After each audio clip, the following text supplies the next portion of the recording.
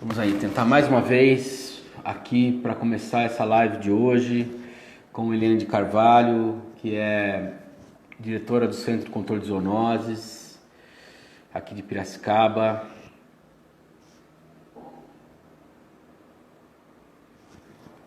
Vamos lá, beleza, Romualdo entrando. É assessor lá da Secretaria de Saúde, né, onde está ligada ao Centro de Controle de Zoonoses. Então ele, como assessor, está entrando para poder colocar a Eliane de Carvalho aqui com a gente. Eliane Carvalho. Olá, vocês estão conseguindo me ouvir, me ver? Como que está aí? Só ouvir.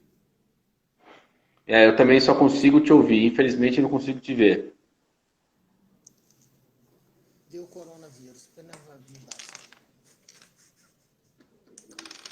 Vamos tentar Sim. agendar para uma próxima oportunidade, a gente se E compromete agenda. A comprar o celular novo. Não, o celular dele é bom. Eu sei, mas é algo. Então, TV. Vocês preferem remarcar a live? Sim. agora eu estou pondo o meu aqui. Vai ver se agora. O dela vai ser mais certinho, mas congelado. Eu vou te enviar uma solicitação daqui a pouco de um terceiro aparelho, Eric. Tá, pois não, vamos lá.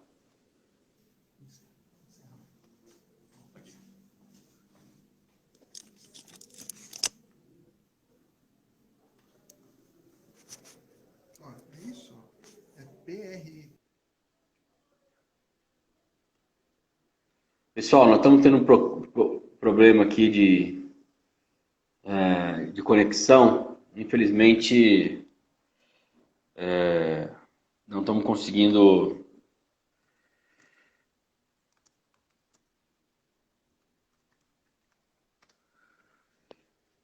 Não estou conseguindo ter acesso aqui à transmissão da Eliane Carvalho lá do Centro de Controle de Zoonoses.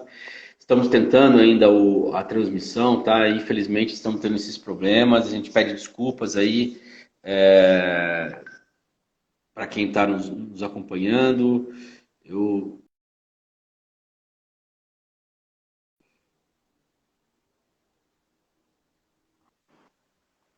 Agora é para aceitar outro.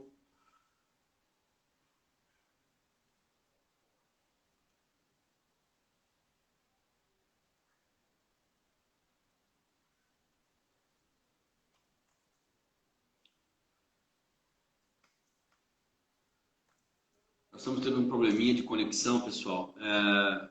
Agora a gente vai tentar um terceiro celular lá dos assessores, que é o Felipe. Felipe, eu vou chamar você aqui, tá? Perfeito. Estou chamando o Felipe Ferreira. Espero que agora a gente possa ter esse contato feito, estabelecido. E aí começa. Opa, olha lá, estou vendo a imagem aqui já. Como está o áudio, doutora Eliane, como está o áudio? Tá tudo legal, um momentinho só, a gente só tem últimos detalhes. Ouve a gente bem também, Eric? Ouve? Gostaria de... Tô ouvindo, sim. Vocês me ouvem também? Manda lá. Peraí. A senhora me ouve bem? Sim. Bom, primeiro, peço desculpas a todo mundo que está nos acompanhando pelos problemas que nós tivemos aqui de conexão. Queria agradecer imensamente a doutora Eliane Carvalho por conta de todo o esforço de estar aqui com a gente, tanto por conta do tempo de trabalho que ela está se dispondo a aqui vir para compartilhar essas informações com a gente, mas sobretudo porque nós tivemos diversas dificuldades aqui de conexão. Então eu agradeço aos seus assessores, ao Felipe, ao Romualdo e também ao Leandro Bolles por ter tentado. A gente tem que tentar, porque o nosso objetivo aqui, doutora, é sempre levar a informação à população para que elas possam saber do que está acontecendo, para que elas possam entender esse momento que nós estamos vivendo, que é um momento muito único, né? Como eu tenho visto por aí, ouvido, talvez o maior desafio da nossa geração, todos nós que estamos aqui hoje tentando dialogar dentro desse momento. Então eu agradeço imensamente e deixo aqui a senhora dar as boas-vindas a quem está nos acompanhando. Sim, boa tarde a todos. É bastante oportuno fazer parte dessa live, né? Porque tem muitas dúvidas, principalmente com relação aos animaizinhos, né, aos cães e gatos. E eu gostaria muito de aproveitar essa oportunidade para falar um pouco também dos serviços que a gente vem prestando no Centro de Zoonose, né? Principalmente nessa ocasião, né? De tantas dificuldades e também não está sendo fácil para nós conviver também com as questões, né? De abandono de animais, de animais passando também necessidade. Então, bastante oportuno a gente poder estar aqui hoje, levar algumas informações e ouvir também de quem estiver participante, quiser alguma dúvida, né, algumas sugestões, que a gente possa estar melhorando a cada dia mais esse serviço prestado pelo Centro de Controle de Zoonoses.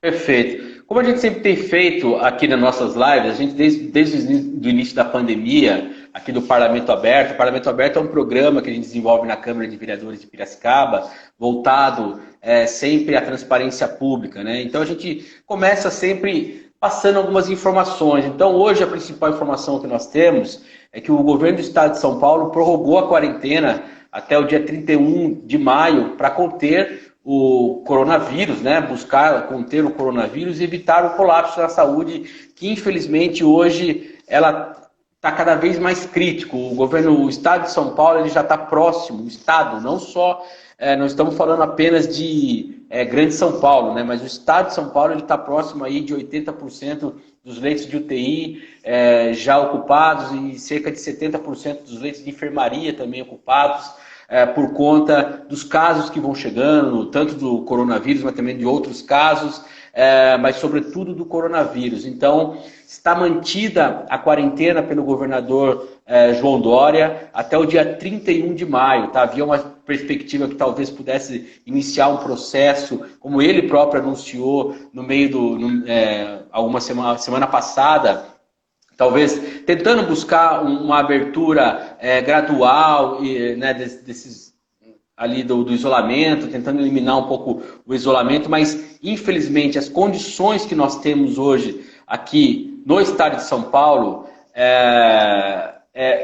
não nos dá essa condição de poder fazer esse abrandamento. E lembrar que Piracicaba chegou a 195 casos confirmados, já são 14 óbitos aqui em Piracicaba. Também a gente sabe que a Prefeitura de Piracicaba, através da Secretaria de Saúde, todos os órgãos ali competentes, envolvidos nesse trabalho, estão tentando de toda forma também trabalhar para achatar a curva ali do crescimento do coronavírus na cidade. Mas estamos aqui hoje com Eliane Carvalho, que é diretora do Centro de Controle de Zoonoses, um órgão muito importante para a saúde pública, né, de Piracicaba. E já para a gente começar a nossa conversa, doutora, eu gostaria que a senhora falasse um pouco desse trabalho que o Centro de Controle de Zoonoses desenvolve na cidade, quais são suas principais ações e, sobretudo, neste momento também que nós estamos vivendo aí de pandemia, né? Sim. O Centro de Zoonose ele é uma unidade de saúde, né, ligada à Secretaria Municipal de Saúde, e lá a gente desenvolve várias ações, vários programas de controle e combate às zoonoses. Tem zoonoses que são muito conhecidas, por exemplo, a raiva, né? A dengue, a leptospirose e a febre amarela. Então, são doenças que é mais comum as pessoas ouvirem, né? Falar nessas doenças. Nós temos também lá uma equipe que trabalha para controle e combate dessa fauna sinantrópica. O que é fauna sinantrópica? São os escorpiões, são as baratas, são os ratos, né, os roedores, são as pulgas, são os carrapatos, que são espécies animais que acabam causando, direto ou indiretamente, algum dano à saúde, né? Então, se causa esse dano à saúde, então ele também tem que ser combatido, ele tem que ser, às vezes, eliminado ou controlado. Então, nós temos uma equipe diversa, né, de técnicos, de agentes de controle de zoonoses que fazem esse trabalho dia a dia. Parte desse serviço ele é executado pelos funcionários públicos e outras ações são executadas por empresas terceirizadas. Como exemplo é o combate da dengue, né? O combate da dengue, ele exige uma equipe muito grande, porque tem que fazer as visitas nos imóveis, e frente quando ocorre uma epidemia, quando tem casos de dengue, como é o caso de Piracicaba também, essa equipe ela tem que dar conta de fazer o combate usando inseticida e fazendo outras atividades para controle da doença. Então, parte de outros serviços também que são executados pelo Centro de Zoonose, que é o combate de algumas pragas em próprios públicos. Todas as unidades de saúde, elas são desinfetizadas a cada 6 meses. Então, é um programa que a gente tem, né, que é executado por uma empresa terceirizada, mas sobre a supervisão, sobre o controle do Centro de Controle de Zoonose. Então, para as pessoas entenderem um pouco mais, né, porque às vezes a maioria conhece o Centro de Zoonose pelo canil, né, porque o canil ele desenvolve muitas ações e sempre tem notícias na mídia. Nós temos uma presença diária de público que desloca até o Centro de Zoonose para levar os animais para serem castrados.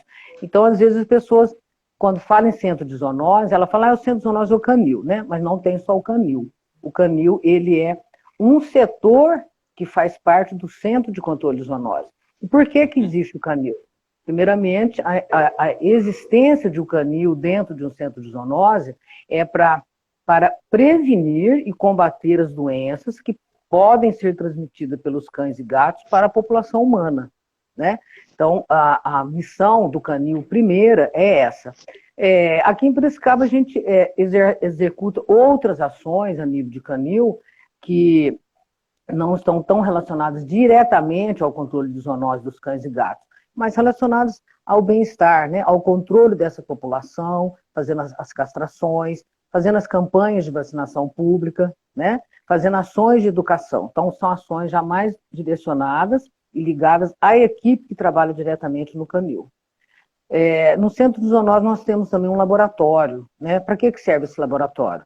Ele serve para identificar algumas amostras de espécies de animais que a gente recebe da população ou durante os serviços de pesquisa dos nossos funcionários, para identificar, por exemplo, escorpiões, né? Então, quais as espécies de escorpiões que a gente tem no município, qual a região que a gente encontra mais esse problema, as amostras de larvas de mosquitos que são encontradas nos estabelecimentos, seja comerciais, residenciais, elas são primeiramente identificadas no nosso laboratório para ser diagnosticadas como larva do mosquito que transmite a dengue ou larva do mosquito comum. E também nós fazemos nesse laboratório a identificação dos morcegos que são encontrados na cidade em situação que eles possam estar transmitindo alguma doença, que eles possam estar contaminados de alguma doença, né? Então, os morcegos ou que são recolhidos, que estão em situações que possam estar acometidos de alguma doença, eles são primeiramente identificados no serviço. Identificados como? Qual a espécie, se é a espécie que alimenta de sangue, se alimenta de inseto, e depois de identificados, essas amostras são encaminhadas para os laboratórios do Centro de Zoonose de São Paulo, lá que é feito o exame de diagnóstico de raiva. Então, o nosso laboratório é um laboratório para identificação, tá? Então, são poucas ações que são feitas lá, não são executados lá exames para diagnóstico de doença, tá? Mas só a gente identifica alguns insetos, né? Se é mais importante, se tem alguma transmissão de doença, para a gente desencadear as ações. E temos também no nosso Centro de Zoonose o setor de educação em saúde. O que significa? Temos um educador em saúde que ele realiza palestras diariamente no Centro de Zoonose para a população que desloca até lá para levar o seu animalzinho para vacinar ou para fazer a sua cirurgia de castração. E esse educador, ele também atende solicitações de empresas, de escolas, para fazer essa ação educativa. Então, a gente tem feito um trabalho contínuo, só está suspenso agora por época da pandemia, que a gente não pode ter aglomeração, mas é um trabalho que é executado durante o ano todo. Então, o Centro de Zoonose, ele existe para combater, controlar as doenças e os agravos que possam ser transmitidos por diversas espécies animais à população humana. A senhora colocou aí um trabalho muito amplo, né? Desde das questões ali do morcego, passando pelos escorpiões, também passando pelos animais de estimação, os animais de rua, né? Que também tem essas questões. Agora, por conta da pandemia, de tudo isso que nós estamos vivendo, o que isso impactou nesse trabalho? A senhora disse que algumas ações não estão podendo ser feitas nesse momento, né? De que forma o Centro de Controle de Zoonose ele teve que, assim como outros setores, e aqui até falo pela Câmara de Vereadores aqui onde eu trabalho, a gente teve que se reinventar para poder continuar mantendo esses serviços, né? De que maneira que o Centro de Controle de Zoonose atuou dessa forma? Bom, todos os setores do Centro de Zoonose, eles também tiveram que ser reinventados, né? Primeiro, o combate à dengue. Grande parte das ações do combate à dengue, como eu disse, elas são executadas por uma empresa terceirizada. Então, é natural que as visitas de rotina, nós tivemos um aumento na recusa, né, das pessoas entrarem nos imóveis, porque tem muitas pessoas que têm receio, porque são as pessoas realmente, a equipe ela vai em todos os imóveis, né, ela entra de casa em casa, então a gente também teve que aceitar, né, essa readequação que a gente está passando agora, né, de ter que aumentar o número de recusa, das pessoas ficarem com receio do funcionário entrar nos imóveis. Nós passamos a fazer um atendimento mais prioritário, mais emergencial nas ações. Então, ações que são, por exemplo, uma pessoa liga pedindo informações, ela quer uma visita para informações sobre o combate ou o controle de escorpiões no seu imóvel. Isso hoje, frente à pandemia, não é urgência para a gente atender presencialmente. Então, a gente faz o atendimento pelo telefone. Tá? Então, aí depois desse atendimento telefônico, avalia se vai haver necessidade ou não de se deslocar. Posso afirmar que durante esse período não estamos tendo nenhuma intercorrência, né? As pessoas têm entendido, a gente tem tentado prestar esse serviço da melhor maneira possível via telefone, e em casos que for necessário, realmente a gente vai deslocar até o imóvel. O atendimento para cães e gatos. Então, hoje nós estamos atendendo os atendimentos realmente, as solicitações emergenciais. Quando há um animal em situação de risco mesmo, um animal que está atropelado, precisando daquele atendimento urgente. O que a gente pode fazer a orientação pelo telefone, a gente faz. Em alguns casos que a gente puder fazer algum atendimento externo, sem levar a equipe toda para a rua, para depois trazer o animal, a gente também tem feito, né? Nós não suspendemos as cirurgias de castração, porém, nós também colocamos alguns critérios, né? Ou seja, as pessoas também, já desde o início, elas não estão sendo aglomeradas, nós não temos feito as reuniões a parte educativa. O CCZ, ele tem um espaço muito amplo, externo, arborizado, então as pessoas sempre têm ficado distribuídas ali, não estão juntas.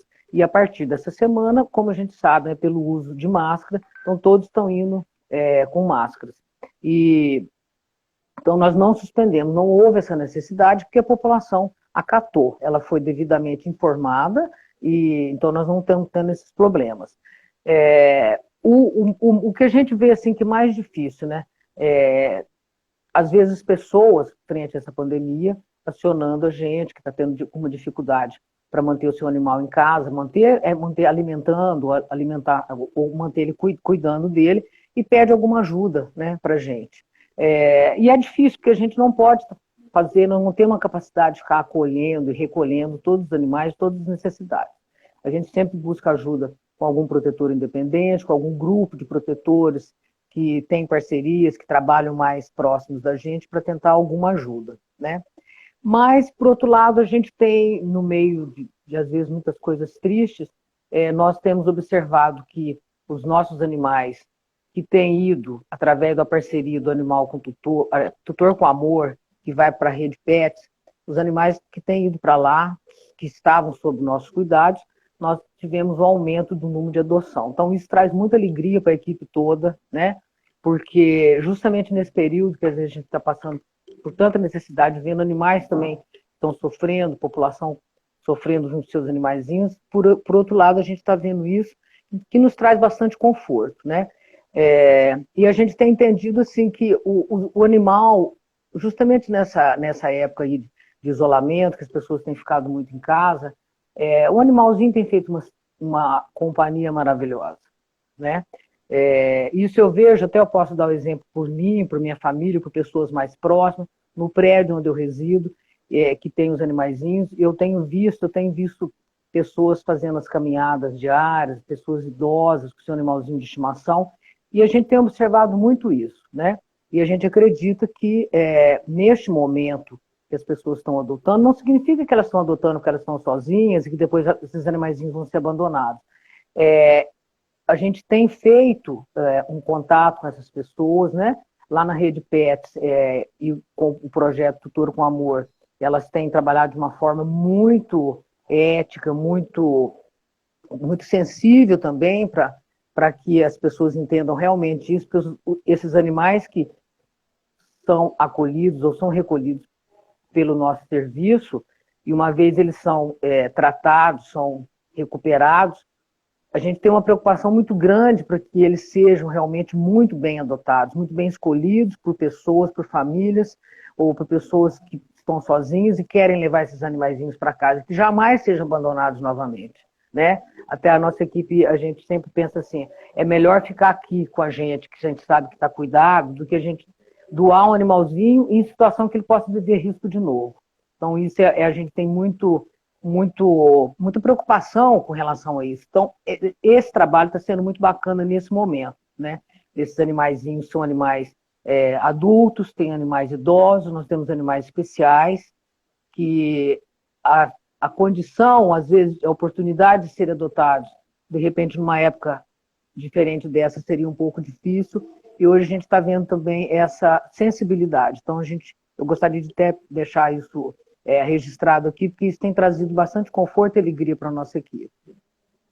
Que ótimo, ótimo saber. Estão falando aqui, que bom, Eliane, saber que tem essa fiscalização após a adoção, porque realmente, né, de fato, eu também tenho meu gato, meu cachorro em casa e sei do quanto eles são importantes para nós, não só durante a pandemia, mas especialmente nessa pandemia, né? A gente que mora em apartamento ainda. Mas aproveitando, tem outras perguntas que foram feitas aqui, doutora, mas eu só queria aproveitar que a senhora entrou no assunto aí dos animais de estimação. Quais são as orientações que a senhora passa para quem sai com os animais para passear, sobretudo os cachorros, né? Que saem na rua, em relação a voltar em casa, tem que lavar as patinhas, como que faz os procedimentos de retorno para casa, para eventualmente ele não trazer algum tipo de vírus, alguma questão de doença para casa? Sim, a gente deve sempre, né, manter a higiene adequada dos nossos animaizinhos, até porque eles convivem muito próximos da gente, né? No mesmo imóvel, às vezes tem animalzinho que fica muito próximo no sofá, na cadeira, na cama, com o seu tutor, com criança. Então, independente dessa situação que a gente está passando de pandemia, esses animaizinhos sempre têm que ser mantidos numa condição de higiene adequada, né? Tomar o seu banho, ser o combate de parasita, de pulga, carrapato. Esses animaizinhos devem ser vermifugados, né? Vacinados corretamente, sempre ter a avaliação de um profissional médico veterinário, porque ele que é o técnico, o capacitado para fazer essa avaliação e o tratamento, né, e o monitoramento dos seus animaizinhos. Em época de pandemia, eu não vejo que seja tanto diferente, porque assim, a gente realmente tem que manter essa limpeza. Hoje, como a gente tem muito cuidado, a gente coloca o nosso sapato lá de fora da porta, né, ou na área da lavanderia, para não circular no nosso ambiente com ele. Devemos tomar esse cuidado, sim, com os animaizinhos, né? Então, fazer a higiene desses animaizinhos em casa, pode passar o álcool gel, sim, pode passar uma água com sabão, enxaguar. Isso aí vai depender de qual o jeito mais fácil que o tutor tem para lidar com o seu animal. Se esse animalzinho é de pequeno porte, mais fácil de colocar no colo para fazer essa higienização. Se é um animal de grande porte, o importante é que essas patas sejam, sim, devidamente higienizadas, né? Tem tutores que gostam de usar as meinhas ou sapatinhos nos seus animais. Isso também é aceitável, lógico, né? Só que quando usar esse sapatinho, chegando em casa, esse sapatinho deve ser retirado e lavado, né? Higienizado para depois ser colocado novamente. Não adianta colocar e deixar esse animalzinho, quando chegar em casa, com esse sapatinho, com essa meia, circulando pelos imóveis, levando possíveis bactérias e sujidades que eles trouxeram dessa via pública. Teve uma pergunta aqui do pessoal que está participando, aliás, uma participação muito legal aqui. Em relação, existem cidades que divulgaram um trabalho para fazer a fiscalização da dengue, né, sobretudo dos focos de dengue, utilizando drones. Piracicaba tem isso ou tem alguma previsão de ter, caso não tenha? Eu sinceramente não sei se tem ou não tem. Por isso que eu estou questionando a senhora. Não, não tem. Não tem. Aí o trabalho de combate à dengue ele é feito presencialmente mesmo. Nós estávamos tendo até um horário de atendimento um pouco diferenciado para tentar diminuir as pendências. O que significa pendência quando se fala em combate à dengue? São os imóveis fechados. Imóveis fechados, porém habitados. Porque são pessoas que trabalham, né? Nós temos isso, é muito comum, tem bairros que essa pendência é muito grande, porque a maioria está trabalhando, os imóveis fecham. Então as pessoas chegam em casa a partir das 5, 5h30, 6 horas. Então já tem uma equipe que está fazendo isso, uma equipe de combate à dengue, que está fazendo isso, que ela vai nos imóveis depois das 5 horas. Então isso é o que tem feito, mas a utilização de drones, isso ainda não é cogitado aqui no município. Até porque eu acho que teria um custo aí, né, bem elevado, tanto não só do equipamento, mas do treinamento também, de como fazer, não é uma coisa tão simples. Eu coloquei a pergunta porque foi apresentada aqui. Agora, outra coisa que eu gostaria de entender do trabalho do Centro de Controle de Zoonoses é que eu entendo que o ano, ele é diferente, tem muita diferença daquilo que é prioridade durante o ano. A gente sabe que quando é verão, com as chuvas, a dengue é mais prioridade por conta da umidade. Agora, vai chegando no meio do ano, a gente sabe da questão da vacinação contra a raiva, dos porcos morcegos. Como que é esse calendário? Existe um calendário, momentos que são mais importantes, de cuidado mesmo, que cada um deve ter? Sim, com certeza. Os insetos, eles se proliferam em época de bastante calor, né? Alta temperatura e umidade. Então, geralmente, de outubro a abril, os nossos maiores problemas aqui no município de Piracicaba é com relação ao pernilongo comum, que é o Culex, com o mosquito transmissor da dengue, com os escorpiões, né, que nós temos também nas vias de rede de esgoto, rede hidráulica, nos cemitérios, nas áreas à margem de córregos e ribeirões, nós temos. E... Opa, travou um pouco, travou aqui.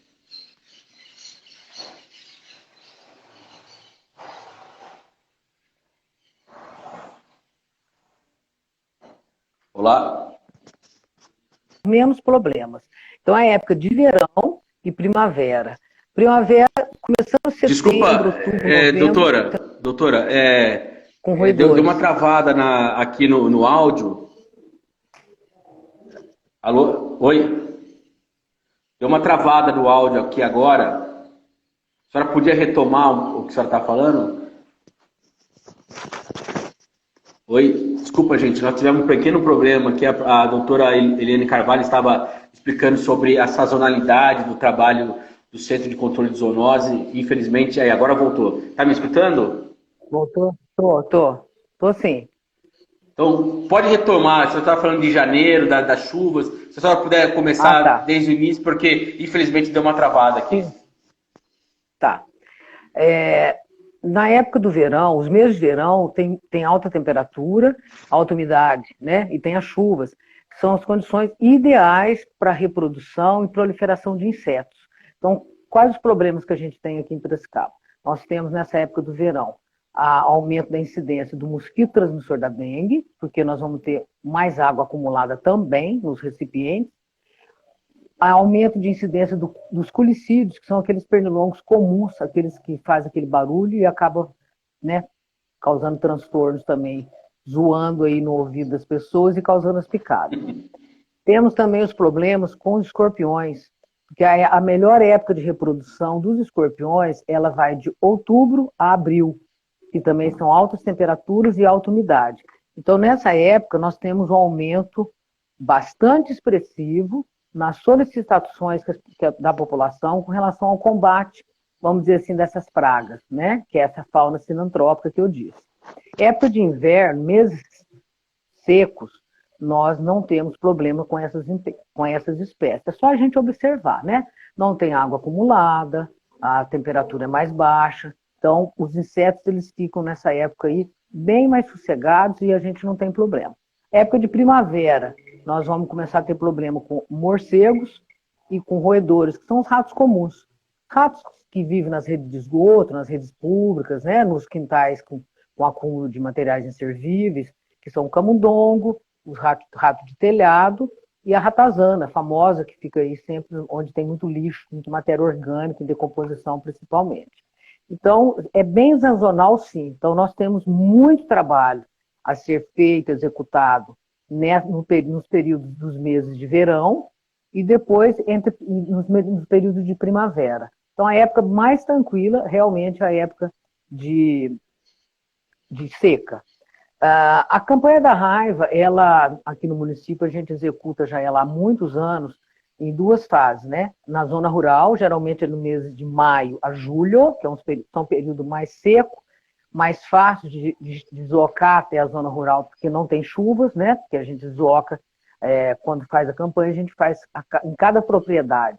Então, né, nos períodos de seca, é mais fácil para a gente deslocar essas equipes e chegar até essas propriedades rurais. E a campanha urbana, que a gente executa entre setembro a novembro. Então, há muitos anos já a gente executa a campanha da raiva nesse período.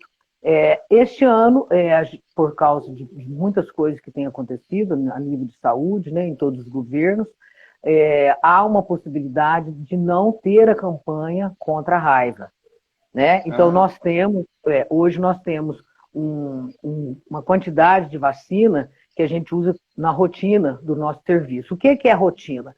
É vacinar os animais que estão alocados lá, alojados no serviço, e vacinar os animais, os cães e gatos, que têm os seus tutores, mas esses animais tiveram contato com morcego. Então, hoje, o protocolo que a gente está seguindo da Secretaria Estadual de Saúde, através do Instituto Pasteur, é esse. Então, por hora, a gente não tem ainda nenhum planejamento de execução da campanha da raiva para este ano. Estamos aguardando, porque o Instituto Pasteur, ele que normatiza e regulamenta o combate da raiva no estado de São Paulo. Então, todos os municípios, eles têm que acatar o que o Instituto Pasteur normatiza e orienta. Então, nós vamos estar esperando isso, né, a nível de decisão do Pasteur, para ver se vai ter essa campanha, se essa vacina virá do governo federal, que repassa para o Estado, e o Estado repassa para o município, ou se depois o próprio município vai arcar em fazer essa campanha, adquirindo essas doses de vacina necessárias. Mas, por hora, é isso que a gente tem que estar fazendo. Os animais que têm contato com o morcego, eles são vacinados pelo Centro de Controle de Zoonose. Isso é o que o município tem hoje obrigatoriedade ainda de fazer. Perfeito. Então, só para reforçar essa informação, eu acho muito importante, né? A gente, então, não sabe se haverá campanha anual contra a raiva, com a vacinação, como é feito, por conta de tudo que está acontecendo, né, no Brasil e no mundo, né, com a questão da pandemia do coronavírus, mas os animais que têm contatos com morcegos, eles são vacinados. E aí eu queria entrar nesse assunto dos morcegos, né? Sim. Como que é feito, porque assim, às vezes se encontra morcego, as pessoas encontram morcegos, né? Eu confesso que eu já mesmo já encontrei um morcego, não doente, mas assim, já vi um morcego. o que fazer quando você se depara com um morcego? De que maneira você conseguir pegar esse morcego para poder levar, né, para o Centro de Controle de Zoonose ou chamar o Centro de Controle de Zoonose? Como que funciona esse trabalho que é tão específico e também não é tão simples, né, quanto parece, né? Bom, muito bem você ter lembrado e você querer mais informações. Isso é um assunto extremamente importante, o manejo de morcegos que é feito no ambiente. Nós começamos a fazer esse manejo de morcegos em Piracicaba em 2002, faz tempo, frente a um caso de raiva que teve no município, raiva bovina,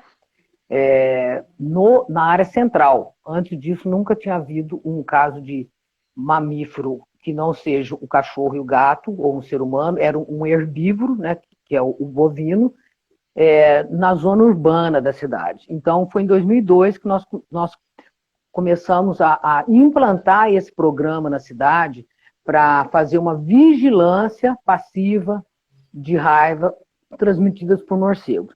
Por que chama vigilância passiva? Porque a equipe ela só sai para recolher os morcegos que estão em situação que possa suspeitar que eles estejam doentes. Quais são essas situações? Quando ele está caído, vivo ou morto, seja em via pública, seja num parque, seja dentro de um imóvel. Então, esses animais, esses morcegos, eles devem ser recolhidos e enviados para laboratório. Então, por isso que chama vigilância passiva. Não é vigilância ativa aquela que você sai fazendo uma captura. Isso não pode, isso é proibido. Os morcegos, como outras espécies, eles são defendidos pelo IBAMA. Eles têm um papel extremamente importante de equilíbrio no meio ambiente. São várias espécies de morcegos, cada espécie ela tem um hábito alimentar. Então, só para informar as pessoas que os morcegos que alimentam de frutos, eles disseminam sementes, então eles têm uma importância muito grande no meio ambiente, na disseminação dessas sementes que depois vão virar árvores. Tem os morcegos que têm o hábito de alimentar de insetos. Eles consomem, nas suas horas de voo, uma quantidade imensa de insetos. E esses insetos, que geralmente são à noite, são os pernilongos comuns e outros mosquitos que também poderiam estar transmitindo incômodos e doenças. Nós temos espécies de morcegos que são nectarívoros. Então, eles acabam polinizando muitas flores e espécies da flora que existe aí. Então, para fazer o controle, a gente faz esse controle de uma maneira muito bem programada, de uma maneira muito profissional, porque nós temos que fazer realmente o que precisa ser feito só quando existe uma situação de risco que algum animal ou algum cidadão possa se acometer de alguma doença transmitida por eles. Então, o que a gente orienta? Quando uma pessoa vê um morcego nessas condições, ou seja, caído, vivo ou morto, num ambiente, acione o centro de zoonose, para que o centro de zoonose passe as orientações necessárias, para que esse animalzinho a gente tenha condição de recolher, orientar o cidadão a fazer esse recolhimento com segurança, para que esse animalzinho seja levado ao centro de zoonose, ao nosso laboratório. Lá ele vai ser identificado, depois encaminhado ao Centro de Zoonose de São Paulo, onde é feito o exame de raiva. É extremamente importante ser enviado para o Centro de Zoonose, porque uma vez ele sendo diagnosticado com o vírus da raiva, e nós vamos entrar em contato mais imediato possível com essa família onde foi encontrado esse morcego, com seja estabelecimento comercial, seja residencial, quem seja, estabelecimento público, para que as medidas sejam tomadas. Os cães e gatos que tiveram contato com esses animais, eles já devem ser imediatamente vacinados. Então, quando a pessoa encontrar esse animalzinho, ela vai receber todas as orientações de um técnico do centro de zoonose com relação ao que fazer com esse animalzinho, cão e gato. As pessoas que tiverem contato com esse animalzinho, vivo ou morto, com esse morcego, elas devem procurar a unidade de atendimento de urgência da sua região, que são os nossos pronto-socorros. Então, ele chegando a esse pronto-socorro, ele vai ser atendido pela equipe de enfermeiro, equipe médico, que vai avaliar esse tipo de contato que ele teve com o morcego e vai indicar o tratamento. Esse tratamento ele pode ser com vacina e pode ser vacina e soro, quando o caso for considerado mais grave pela equipe médica. Então, muito importante, porque não pode esperar sair o resultado desse exame do morcego que foi enviado. O primeiro exame, ele sai em 24 horas. Ele não é 100% conclusivo. O conclusivo, ele sai cerca de 30 dias após. Então, não pode ficar esperando sair o resultado 30 dias depois para começar o tratamento, quando for necessário, dessa pessoa. Por isso que é importante. Teve o contato direto com esse morcego, seja arranhadura, seja uma lambedura do bichinho. Às vezes tem caso que o morcego, ele, no sobrevoo dele, ele acaba passando na testa, na cabeça da pessoa. Isso é comum, a gente tem muitos casos aqui que acontece isso. Então, essa pessoa tem que procurar o atendimento médico. Tá? E só uma dúvida aqui. Uma dúvida que ficou. O morcego, se eu pego ele vivo, eu tenho que levar ele vivo. Não é levar morto. Não, se ele estiver vivo, a pessoa vai ligar no centro de zoonose, que é muito comum, e vai perguntar como é que ela deve ser feita. Se ela tiver condições de levar, de capturar com segurança esse bichinho para levar para a gente, nós também vamos dar essa opção. Por quê? Porque às vezes a equipe não pode fazer esse atendimento no mesmo dia, né? Porque nós temos a equipe que faz o controle dessa fauna sinotrópica, é a mesma equipe, é uma equipe. Então, às vezes, ela está num determinado ponto da cidade, fazendo outro tipo de atendimento, o horário para deslocar até esse imóvel e voltar para o serviço, às vezes, não dá. Então, cada caso a gente orienta. Às vezes, a gente orienta essa pessoa a colocar um balde sobre esse animalzinho, para ele não continuar andando, e a gente, no outro dia, vai fazer o recolhimento. Então, cada caso é um caso que tem que ser avaliado pelo serviço.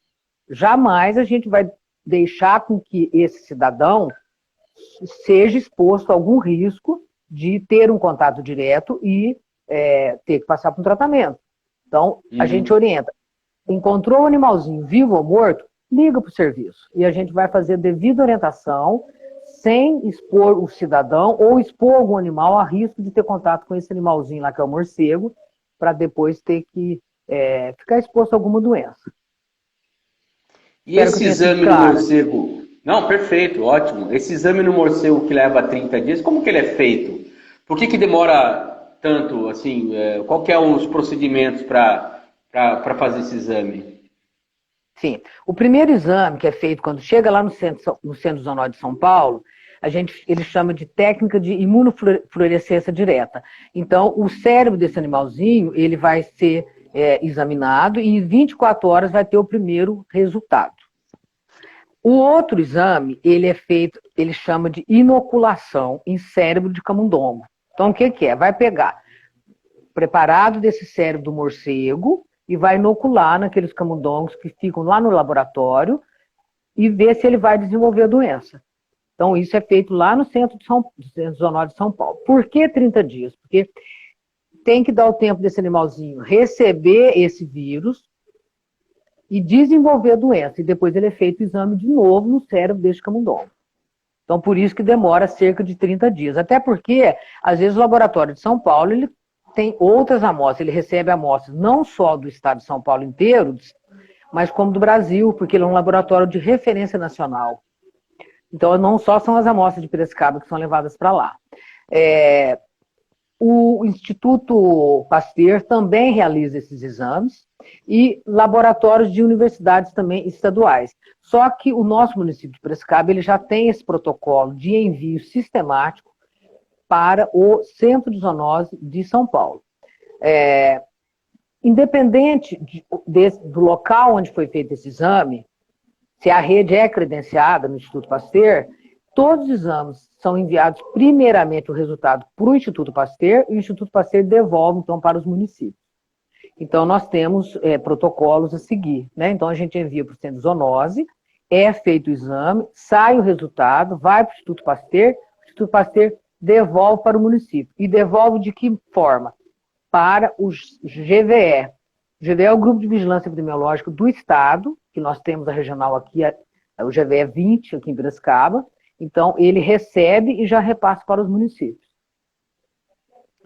Ó, acabamos de receber uma mensagem aqui da Valéria Rodrigues, que é nossa diretora do Departamento de Comunicação da Câmara. Ela manda aqui, ó, parabéns, doutora Eliane, informações precisas, parabéns por tantos anos dedicado à causa animal e ao serviço público em Piracicaba. Legal, bacana, Valéria mandando essa informação aqui. Obrigada. É muito bom saber, a gente que é do serviço público, a gente sabe quantas pessoas abnegadas e com qualidade técnica, científica temos no serviço público em Piracicaba, e não só em Piracicaba, mas em todo o Brasil, e isso precisa ser valorizado realmente. Agora, outra coisa que eu queria colocar, doutora, que é um assunto que a gente ouve muito de forma difusa, que é a questão da qualidade da vacina. A qualidade da vacina que temos, qual que é a qualidade da vacina que temos aqui no Centro de Controle de Zoonose, para a questão da raiva, né, que eu estou querendo colocar? A vacina, ela é produzida no laboratório do Paraná, pelo Tecpar. É uma vacina de ótima qualidade. É com essa vacina que a gente conseguiu controlar a raiva no Brasil. Nós tivemos um problema, nós que trabalhamos com as campanhas animais a nível de Brasil, em 2009. Foi um problema muito sério, teve um problema na vacina, e a campanha teve que ser suspensa, porque alguns animais tiveram sérias reações, vários animais vieram a óbito. Isso não aconteceu aqui em Piracicaba, mas aconteceu em lugares no Brasil, e que levou o Ministério da Saúde, então, a suspender a campanha. Infelizmente, então nós tivemos, foi em 2009, 2010 nós não tivemos a campanha no Brasil, e depois, a partir de 2010, a vacina que começou a ser produzida foi uma vacina diferente, mas pelo mesmo laboratório lá, pelo Tecpar. Nós não temos registro de reações pós-vacinação já há muitos anos aqui em Piracicaba, e a vacina ela é utilizada no Brasil inteiro. O Ministério da Saúde ele compra toda a vacina necessária e distribui para todas as unidades federadas. E essa vacina, então, ela chega primeiro nos estados, e os estados distribuem, então, para os municípios. É a vacina que a gente utiliza nas campanhas e utiliza de forma de rotina. Os laboratórios que fabricam essa vacina aqui no Brasil são os que acabam, né, comercializando para o Brasil inteiro, independente se está sendo para o Ministério da Saúde ou para outros estabelecimentos que também comercializam essa vacina. Então, hoje, a gente pode garantir que uma vacina de boa qualidade, nós não temos tido riscos nenhum, nós temos a vacinação sistemática desses animais que ficam sob os nossos cuidados no centro de zoonose, e existe um monitoramento pelo Ministério, através também das unidades federadas, de qualquer suspeita, de qualquer risco que ocorrer com o animalzinho após a vacinação, nós temos obrigação de notificar. Nós temos um impresso para notificar o Ministério de possibilidade de ter ocorrido alguma reação pós-vacinal. Seja simples, seja alguma reação que possa ser mais grave ou até levar a óbito algum animal. Então, nós não temos tido isso no nosso município há muitos anos. Interessante. Bom, esse esclarecimento é muito bom, doutora, porque quando a gente anunciou a live que a gente faria com a senhora, realmente vieram esses questionamentos e eu falei, vou levar isso, e a doutora tem certeza que ela dará uma explicação tão clara como a senhora deu agora. Eu queria aproveitar, a gente está já com 49 minutos aqui de conversa, está muito legal, um papo muito bom, muito importante. E lembrar que todo esse processo que nós estamos vivendo da pandemia do coronavírus, a gente falou de morcego, né? Ele foi atribuído justamente a um problema de zoonose também, né? A possibilidade do coronavírus ter saído de um animal, e a gente vê outros vírus que também já ao longo da história do mundo também surgiram de animais, enfim. O que eu queria colocar aqui sobre duas perspectivas, que eu gostaria no comentário da senhora, primeiro, é nosso comportamento, a nossa cultura de comer carnes, né? Comer produtos de animais. Primeiro, eu queria um comentário sobre isso e, junto a isso, o avanço que a agropecuária tem em áreas que são do cerrado, que são da floresta tropical e que possam também contribuir para esse tipo de disseminação de doenças. Bem, o hábito de comer carne, já desde que o mundo é mundo, vamos dizer assim, a gente sabe que tem muitas doenças, né, que possam ser transmitidas por carnes que não são bem cozidas, bem assadas, né? Um exemplo muito comum, a tênia. A tênia é um verme que é muito comum ter em bovinos, mas é mais comum em suínos. E até hoje tem pessoas que são acometidos pela tênia. E não sei, alguém que deve estar ouvindo pode até lembrar, chamava-se cistercose ou canjiquinha, a famosa canjiquinha, né? Que dá no cérebro. Então é uma zoonose, ela vai para o cérebro, é uma fase daquele verme e acaba acometendo o cérebro das pessoas. E é uma zoonose muito séria, né? Isso ainda existe. E por que existe? Porque ainda tem, né, as criações de suínos em pequenas propriedades rurais, e não são animais que não são vermifugados, não tem uma assistência de médico veterinário, então acaba sendo um risco, sim, para aquelas pessoas.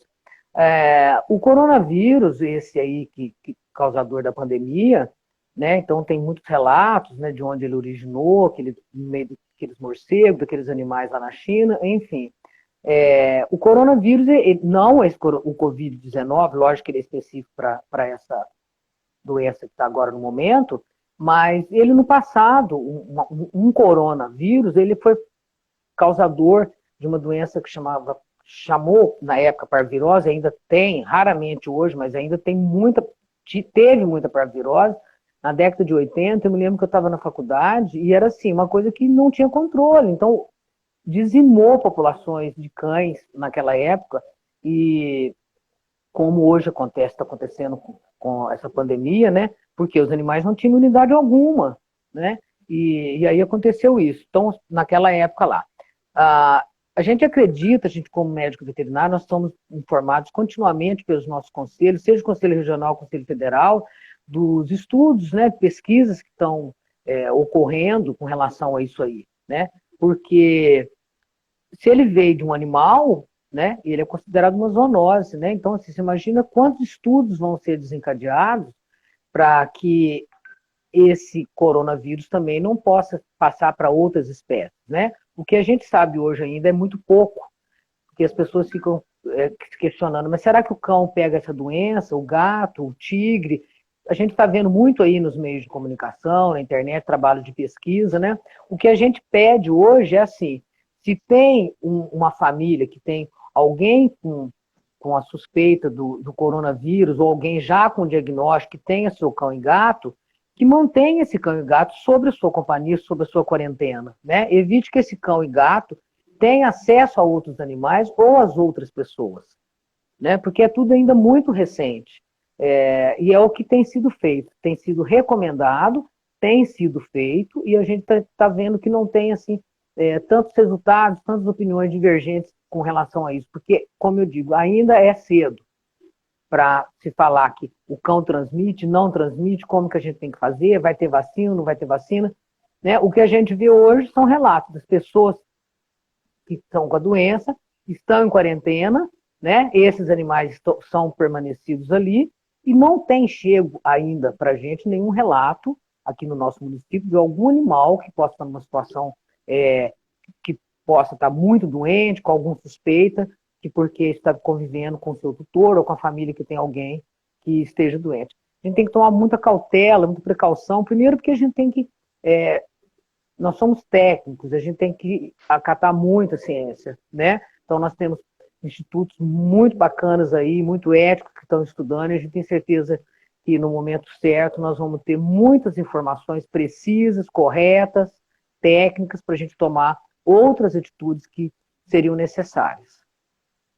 Eu acho que por conta da pandemia acaba criando uma certa ansiedade nas pessoas de querer achar, né, a pedra fundamental, achar, né, descobrir aquela Sim, coisa, descobrir a América, e não é bem assim, né? A gente tem que lembrar não. que o coronavírus, a pandemia, ela começou no final do ano passado, quando foi denunciada pelo governo chinês para Organização Mundial de Saúde, aí teve um processo até a pandemia, ela foi só divulgada como pandemia, foi anunciada como pandemia em 11 de março, então nós estamos aqui daqui a pouco com 2 meses de pandemia, né? Então todos os institutos, organizações, universidades estão estudando muito isso. Isso é importante a gente colocar. E só para pontuar também, e também a gente tomar muito cuidado em não tratar isso de uma forma preconceituosa, como aconteceu, Sim, sobretudo no início aqui no Brasil, tentando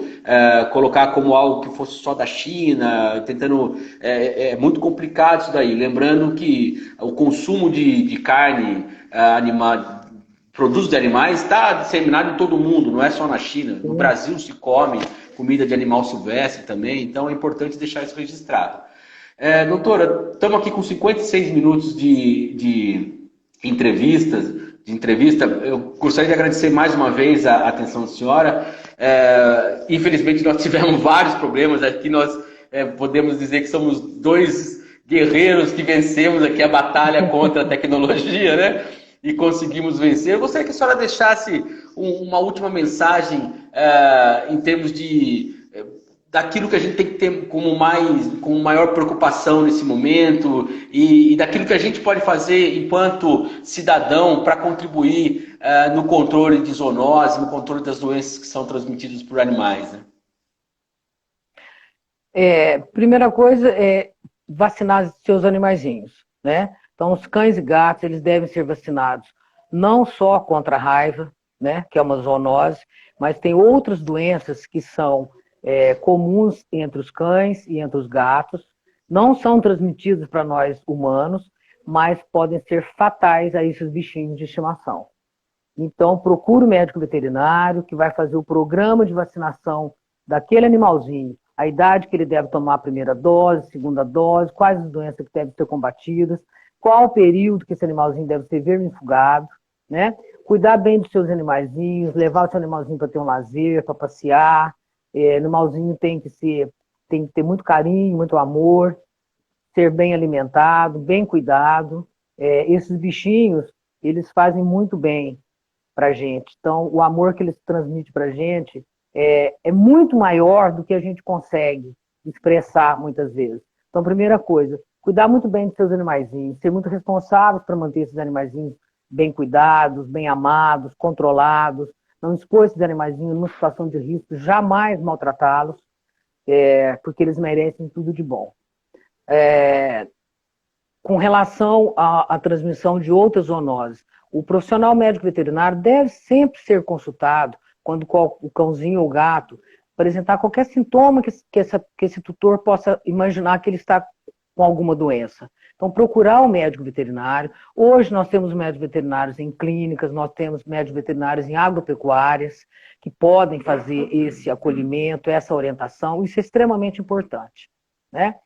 E com relação a outros agravos que a população animal pode transmitir, manter seus ambientes limpos, devidamente higienizados, sem acúmulo de materiais, né? Materiais inservivos, aquele quintal que tem entulho, tenha tijolos, tenha madeira, excesso de acúmulo de lixo, material que não se usa continuamente, é fonte e abrigo para animais que ninguém quer ter perto. Escorpião, rato, barata, né? Então, fazer o controle, manter o ambiente limpo, eliminar todos os criadouros que possam ser criadouros do mosquito da dengue ou do colicídio comum. Então, o controle dessas doenças é muito de responsabilidade de cada cidadão. Às vezes, não pode querer transferir para o poder público esse combate, porque quem cuida de cada casa é quem mora lá, né? Então, a gente tem que cuidar do nosso espaço. Eu cuidando do meu, o meu vizinho do dele, e assim o bairro e a cidade. Então, isso que a gente tem que fazer. O controle de zoonose é isso aí, controle de qualquer tipo de agravo. Essa é a mensagem que eu gostaria de deixar e pedir a colaboração da população nesse sentido, porque sozinho o poder público não faz nada, né? Nós poderíamos ter uma equipe imensa, mas